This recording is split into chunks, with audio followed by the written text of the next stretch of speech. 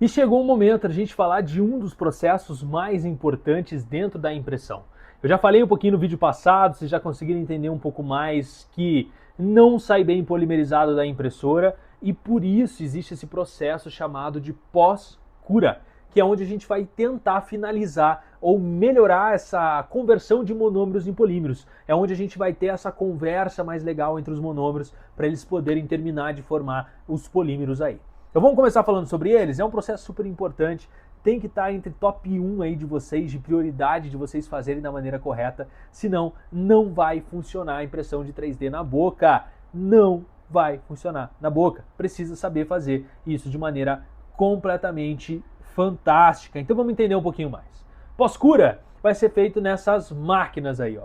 Então, além da sua impressora, você vai ter que comprar uma máquina de pós-cura. São máquinas separadas. Você vai ter a sua impressora e você vai ter a sua máquina de pós-cura. Vocês vão ver isso em vários vídeos aqui embaixo. Então, a pós-cura ela pode ter, hoje em dia, a gente tem dois tipos de pós-cura no mercado. A gente tem as pós-curas da esquerda ali, ó, as amarelinhas, né? Não só amarelas, tem outras cores também, mas que são monowave, ou seja, que emitem apenas um espectro de luz, que geralmente está entre 350 a 405, que é própria para resina impressa. Essa pós-cura aqui, ela existe no mercado.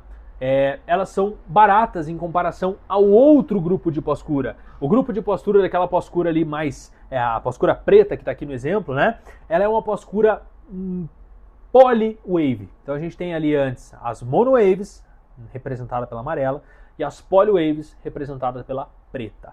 Polywave por quê, galera? Lembra que as resinas estão evoluindo? Lembra que a gente tem diferentes tipos de fotoiniciadores? Aqui a Polywave vai acabar abraçando todo mundo, vai conseguir fazer todo mundo conversar de uma maneira muito mais interessante, sem falar que aumenta muito a potência também desse tipo de máquina, tá?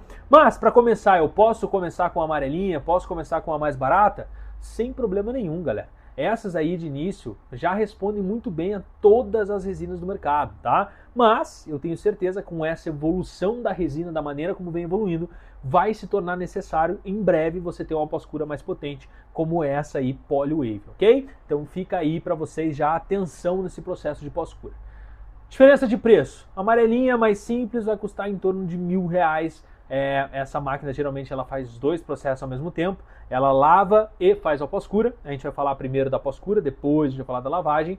Mas você pode comprar essa outra máquina, a Polywave, que aí ela vai sair em torno de R$6.000, mais ou menos, uma máquina dessa aí, ok? Até tem mais caras e tem até de R$4.000, eu já vi também no mercado.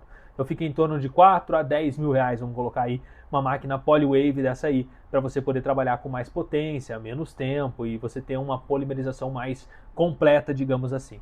Então assim, vale a pena investir numa pós-cura potente? Óbvio que vale, galera. Na boa, aqui a gente está falando sobre conversão de monômeros em polímeros. É o que eu preciso para ter sucesso na minha impressão. Se eu não faço a conversão da maneira correta, eu não tenho sucesso na minha impressão. Simples assim. Então, quanto melhor for o meu processo de conversão de monômeros e polímeros, melhor vai ser o meu resultado. Mas, como eu sei que a grande maioria vai trabalhar com as monowaves ali, a minha aula hoje vai ser em cima das monowaves, tá? Não que não funcione para polywave, mas os estudos que eu trouxe, todos eles foram feitos em cima de pós-cura monowave, que é o que grande parte da população aí que usa a impressão 3D vai trabalhar. Bom, muito bem. Então aqui, galera, a primeira pergunta é: preciso ter uma pós-cura? Eu posso comprar minha impressora e não comprar uma pós-cura? Eu acho que já baseado no que eu já falei para vocês, ficou muito claro que não só precisa, como é necessário, né? Você não tem como fugir da pós-cura.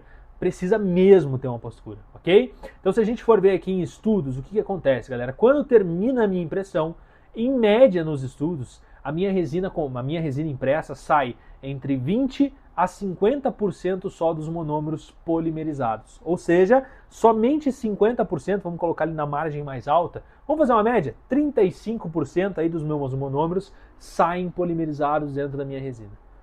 Vamos voltar lá atrás, galera, na parte de resinas. Se eu tenho monômero residual, eu tenho uma resina tóxica, eu tenho uma resina solúvel, eu tenho uma resina com baixa resistência, uma resina que perde cor, tudo que eu não quero.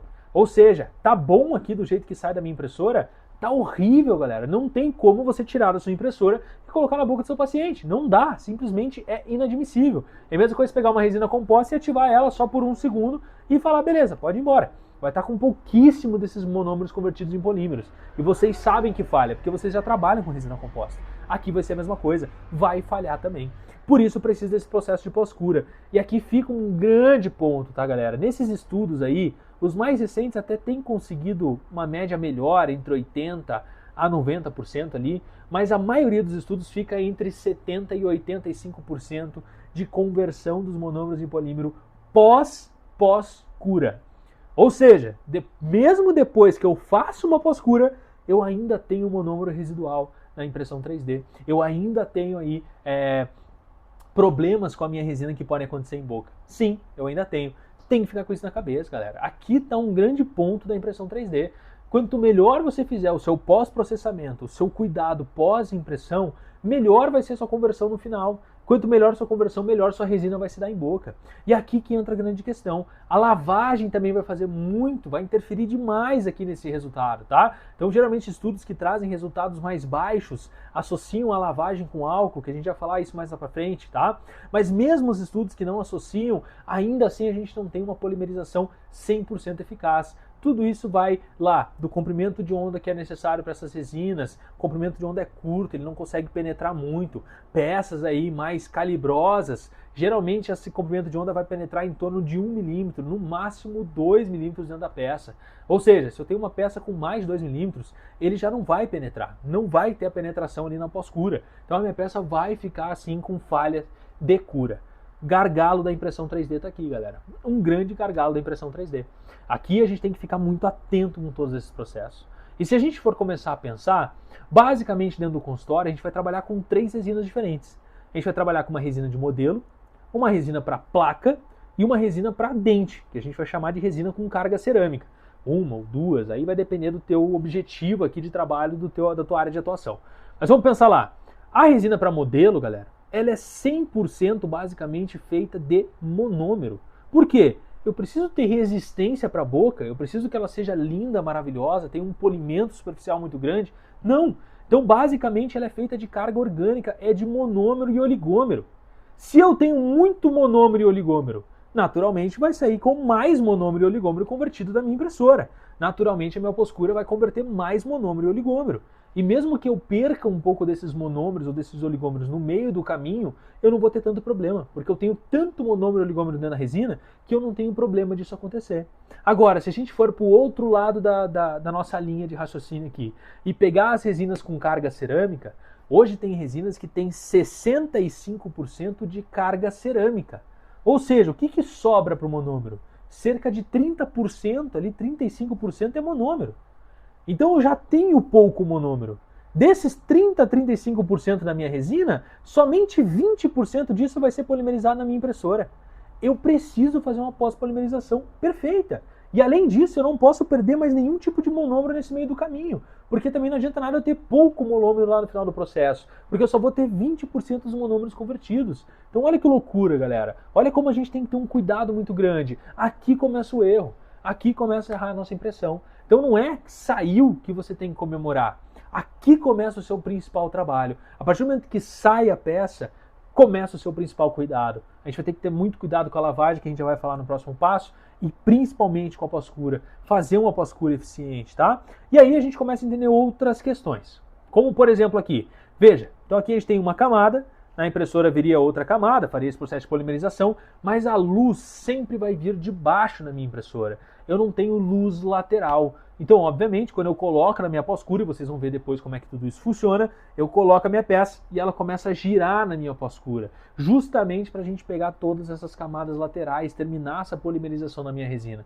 Porque durante o processo de impressão eu só tenho luz vindo de baixo. Então, realmente fica muito mal polimerizado essas camadas laterais. Aí é um dos pontos que causa problema. Outro ponto que causa muito problema também, galera, é entender assim, ó, quando eu olhar impressoras LCD, e aqui são focadas para impressora LCD e não DLP, ok? A gente vai ter um LCD, e esse LCD ele é dividido por pixel, igual a nossa tela do nosso celular, a nossa tela da nossa televisão. Vocês vão ver que vocês podem comprar essas impressoras 9K, 8K, 12K, esse é o número, quantidade de pixel. E entre esses pixels sempre vai ter uma linha que não vai acender. Por menor que seja essa linha, sempre vai ter uma linha que não vai acender. Então, sempre vão ter áreas que não vão polimerizar durante o processo de impressão.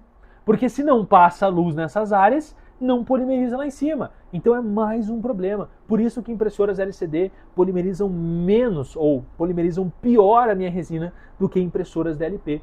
Um dos motivos está aqui. Eu tenho esses entrepixel que acabam atrapalhando esse processo de impressão. Então isso aqui é fantástico da gente entender. Tá vendo como a impressora ela tem várias dificuldades? Aí você já está trabalhando com aquela resina com carga cerâmica.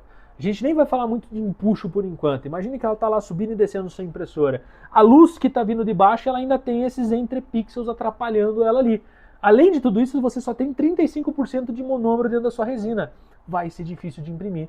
Por isso, o seu processo tem que estar muito bem organizado, tem que estar muito bem calibrado para que tudo isso funcione. E você está começando a entender por que você tem muitas falhas nesse processo, ok?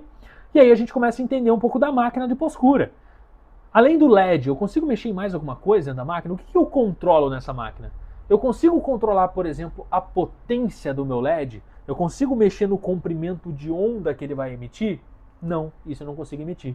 Então, se eu não vou trabalhar com potência nem com intensidade, o que eu consigo trabalhar? Com tempo. E é esse o ponto que a gente vai começar a discutir agora. Qual é o tempo necessário de pós-cura para cada tipo de material que eu consigo atingir a minha melhor pós-cura possível. E aí a gente vai separar entre modelo, placa e carga cerâmica, ok? A gente vai ter esses três tipos aí de trabalhos. Então vamos pensar lá o que vai ser aqui, o que os estudos trazem pra gente, ok?